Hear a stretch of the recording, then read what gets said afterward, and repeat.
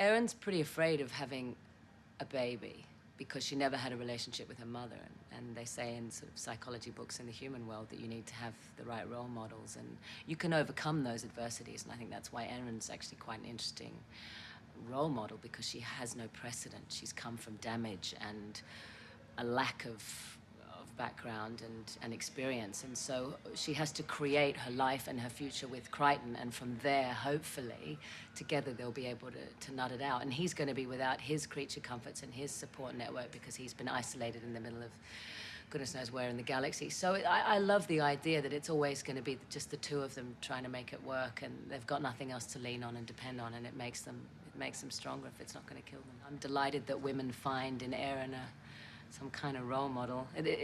I found it threatening at first, or a little alarming, because she was such damaged goods. That's how I referred to her, because she had such a long way to go before she could behave in what I would consider to be an appropriate fashion, coming from a very well-mannered family.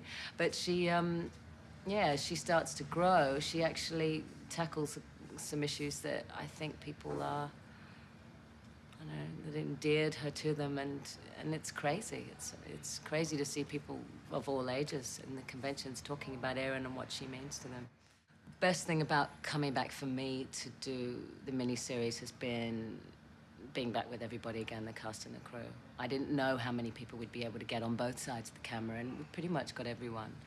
So I think we all felt that there was something that really needed to be completed. There was a sense of moral obligation to the group, and especially to the fans. We were told from the very beginning on this one, David Kemper said to me after the read-through, all right, it's all changing.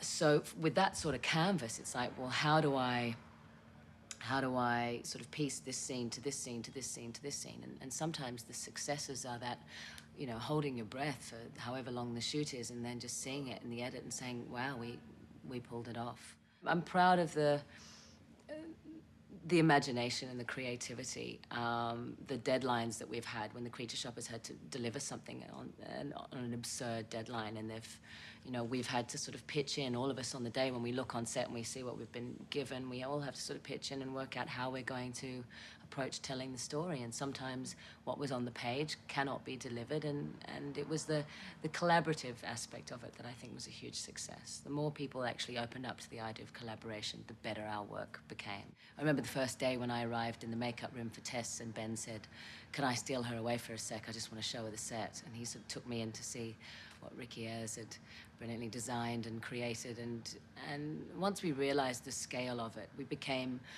more and more proud of what we were able to achieve on such a fast turnaround. You just get inspired by it. You walk onto set and there's a really dramatic scene, and it blocks itself. It has a life of its own that sort of comes off the page. And watching Ben, it's fantastic watching guest actors come on from Australia to watch Ben, because we have a sort of tall poppy culture here where we sort of knock people who are successful or whatever, and Ben's just a hard worker, and to see a lot of guest actors just sit and watch him very closely and then say, wow, that's quite a learning experience. 4 years down the line, Ben and I are still giggling and singing and joking around on set, and I think that's an incredible achievement. It's one of the relationships in my life of which I'm most proud, because it's been under the most pressure. I would spend more time with Ben than I do with my family, and he is like a member of the family now, so we've been good kids.